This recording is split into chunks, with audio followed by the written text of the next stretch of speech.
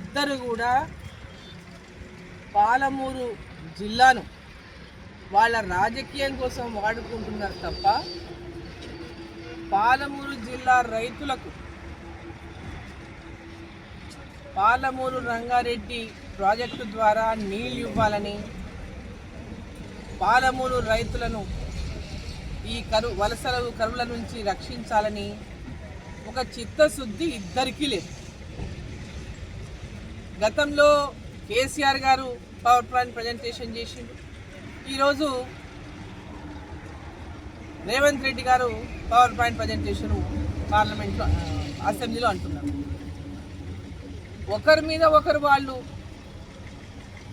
ఆడిపోసుకొని రాజకీయం చేసి ఏ విధంగా ఒకరి మీద ఒకరు తప్పించుకునేటటువంటి ప్రయత్నమే చేస్తున్నారు తప్ప 2 ఏళ్ళైంది కాంగ్రెస్ చేయలేదని ఆయన, 10 ఏళ్ళ నుండి వాళ్ళు చేయలేదని ముఖ్యమంత్రి, ఇద్దరు కూడా పాలమూరు జిల్లాకు నష్టం చేసినటువంటి వ్యక్తులే. 10 ఏళ్ళ నుండి కేసీఆర్ గారు పాలమూరు రంగారెడ్డి ప్రాజెక్టు పూర్తి చేయలేకపోయిండు. వచ్చి 2 సంవత్సరాలు అయింది కాంగ్రెస్ ప్రభుత్వం అధికారంలోకి వచ్చి, ఇప్పటిదాకా పాలమూరు రంగారెడ్డి పూర్తి చేయలేదు. పాలమూరు రంగారెడ్డి కాదు, జూరాల ప్రాజెక్టు మొట్టమొదట ఏ డిజైన్ ఉండిందో, ఏ అప్రోచ్ ఉండేనో జూరాలకి వెళ్ళి నీళ్ళు తీసుకోవాలని, ఆ అప్రోచ్ చేస్తేనే పాలమూరు జిల్లాకు మేలు జరుగుతుందని పదే పదే చెప్పిన నేను.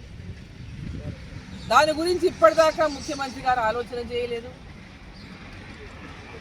పాలమూరు రంగారెడ్డి అని చెప్పి సెంటిమెంట్లకు రాజకీయానికి వాడుకుంటున్నారు తప్ప పాలమూరు జిల్లా రైతాంగానికి న్యాయం చేయాలనేటటువంటి చిత్తశుద్ధి రాష్ట్ర ముఖ్యమంత్రి రేవంత్ రెడ్డి గారికి లేదు, మాజీ ముఖ్యమంత్రి కేసీఆర్ గారికి లేదు. పాలమూరు జిల్లా రైతులతో వీళ్ళు అసలు ఆట ఆడుకుంటున్నారు. మాయ మాటలు చెప్పి మోసం చేసి మళ్ళీ ఏదో మేము మళ్ళీ అధికారంలోకి రావాలనేటటువంటి ఒక సెంటిమెంట్ని క్రియేట్ చేయాలని కేసీఆర్ ఆడుతున్నటువంటి నాటకం.